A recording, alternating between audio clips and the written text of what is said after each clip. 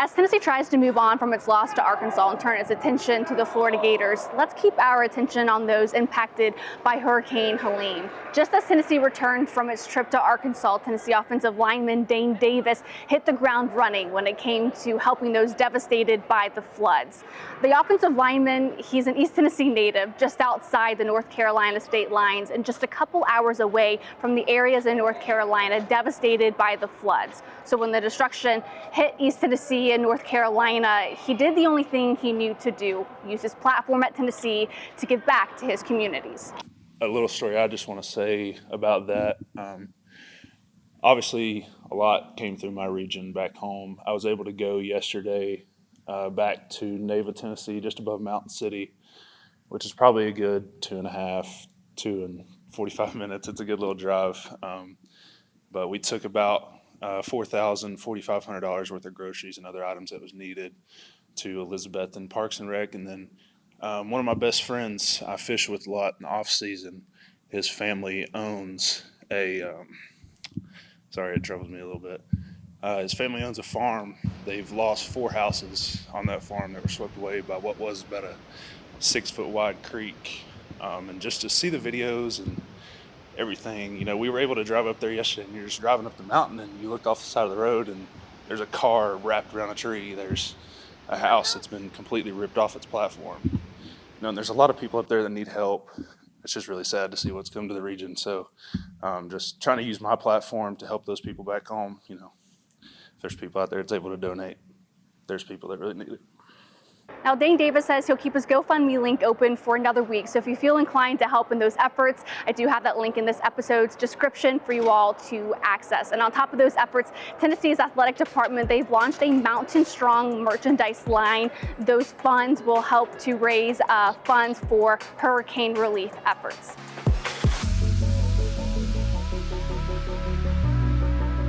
A link to that merchandise is also in this episode's description as well for you all to access. But now let's turn our attention to the Tennessee football field, where they'll be taking Neyland Stadium on Saturday to take on the Florida Gators, their first home game in what seems like a month. But they have a lot of questions to answer. A lot of that seems like it could be something that they could resolve. These issues don't appear to be something that might wreck their season and what they hope to accomplish this season. What it appears to be is a lack of communication or miscommunication, that impacting fundamentals. You look at Tennessee's opening drive against Arkansas, there were 2 penalties and then a sack on Nico, which forced them to punt some of that, a false start, an eligible receiver downfield. A lot of that has to come back to communication pre-snap, being assignment sound post-snap.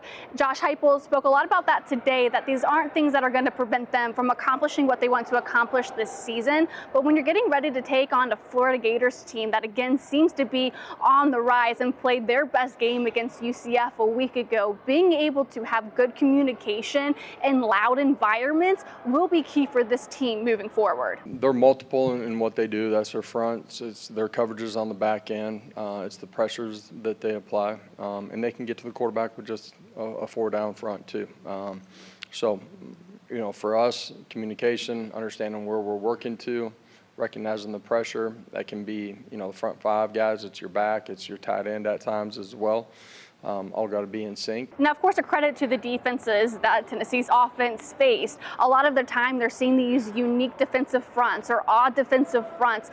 And sometimes the blitz gets them as well. The team will tell you it's nothing we really haven't seen before, but it comes down to executing. Executing is not what they were able to do against Arkansas. They kind of lacked that against Oklahoma, but the defense was so stout that it kind of masked what Tennessee's offense wasn't really able to do. So whether it's Lance Hurd or John Campbell Jr. causing a couple of penalties and not playing as sound as they are expected to, because they both have really high ceilings, high expectations, this does come down to their ability to properly read what the defenses are showing you and their ability to adjust. Played really well a week ago.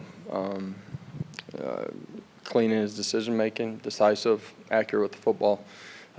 This past week, first play of the ball game, rips a nice ball. Some of all parts as the game went on, we didn't play as clean. Some of that's Nico, some of that's the guys around him. Quarterback position.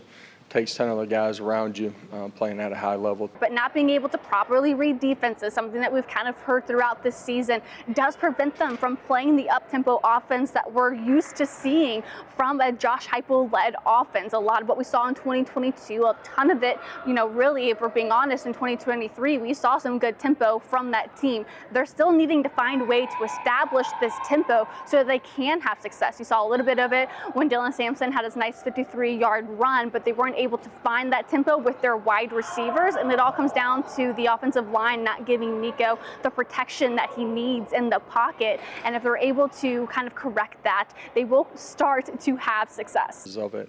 At the end of the day, you got to play smart, effective football. The prior week, I certainly slowed things down in the second half and played a different style just because of the flow of the football game and trying to play all three phases together. For us, we got to do the ordinary things at a really high level. Last week, we didn't do that very well. The week before that, we did a lot of things really well.